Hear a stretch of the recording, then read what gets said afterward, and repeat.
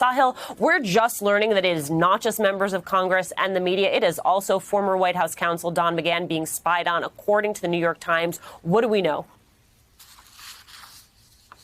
Alicia, this will be a major test for Congress as to whether they draw a line around this, whether they look into it and try to establish boundaries of behavior. I mean, it's quite extraordinary what appears to have happened under the previous Justice Department. We heard Chuck Schumer there calling on Republicans to join them in investigating this. That is significant in the Senate. We haven't heard much from Republicans yet, but it's a 50-50 chamber, and their support will be needed to issue subpoenas. One person to keep an eye on here is Chuck Grassley, the ranking member of the Judiciary Committee. He's someone who's known for taking his oversight role seriously under presidents of both parties. We had Speaker Pelosi telling our friends at CNN earlier today that the House will subpoena William Barr and Jeff Sessions, the two former attorneys general, and have them in the House to testify under oath about this. We'll see how this develops. We haven't heard a whole lot from Republicans yet, but it remains to be seen whether this will be something that Congress takes more seriously or if it just gets wrapped up in the latest slew of partisan politics. So, Jill, help me understand something. It is possible that McGahn was being targeted as an individual. It was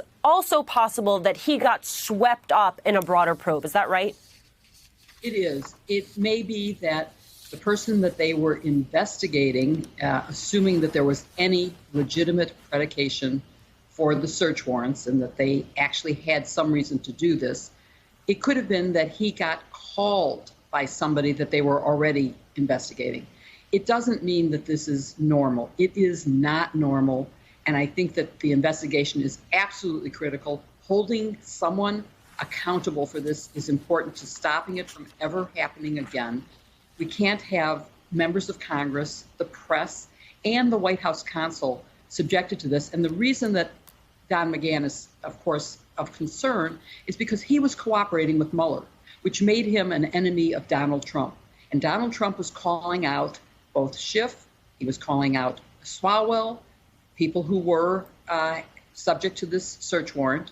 And he certainly must have felt uncomfortable with his own White House counsel, who was cooperating and telling the truth to Mueller. So that's why it's of concern.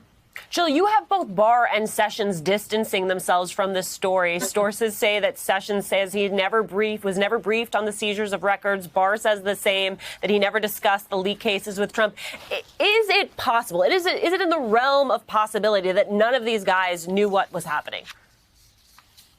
In my opinion, no. And let me tell you why. First of all, we have Benvenuto, who was the special prosecutor brought in at the recommendation of the U.S. Attorney from New Jersey, who was the person selected by Barr to replace the Southern District of New York U.S. Attorney, who he was pushing out, recommended Benvenuto, who came in, and Benvenuto has said, it's been recorded in reporting, that he briefed Barr at least every other week. So it is not credible. And if Barr didn't know about this, then Barr is the worst manager, the worst attorney general ever, because that is his job.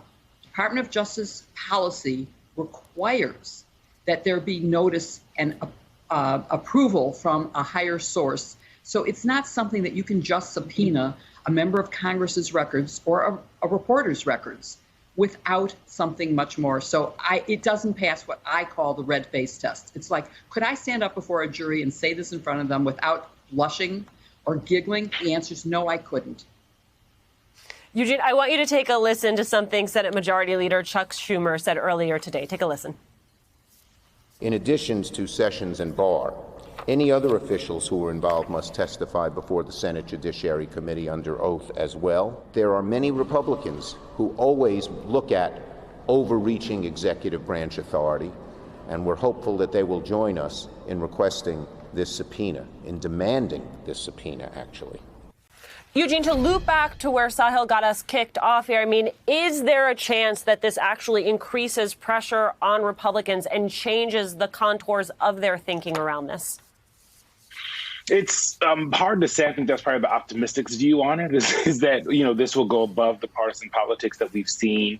I think that, we, like Sahil was saying, you have people like Chuck Grassley who take the oversight responsibility of Congress very seriously. People hope that they are going to look at this and say, just like Senator Schumer was saying right there, that this goes beyond politics, that this is about the separation of powers in Congress and the White House. And that's something that, no matter who's president, somebody's going to be upset about the overreach. And that's something that Republicans have been talking about a lot. You talked about Democrats, like this is something that they have already been feeling in their guts, right? They've been telling all of us for 4 years that, Donald Trump was using the DOJ or the DOJ was being used as a bludgeon against his political opponents over and over and over. And so the people that are caught up in this are those people, including eventually Don McGahn, his White House counsel.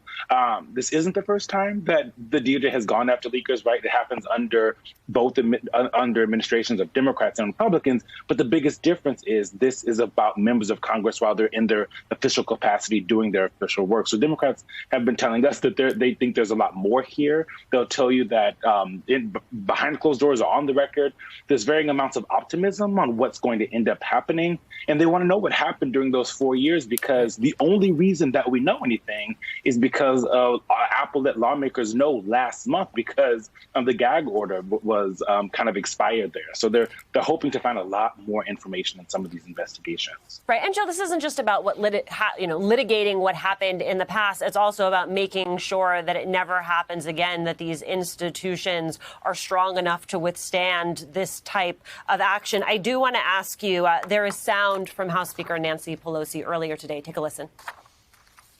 How could it be that there could be an investigation of other members in the other branch of government and the press and the rest, too? Mm-hmm. And the attorneys general did not know. So who are these people, and are they still in the Justice Department? Jill, suffice it to say, you know Watergate well. What do you see as the similarities and differences between this and Watergate?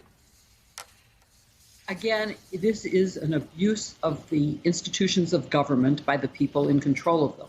Watergate was exactly that. The smoking gun tape was a conversation between the president and the chief of staff in which they said, let's use the CIA to stop the FBI from finding out that the money on the burglars came from campaign donations.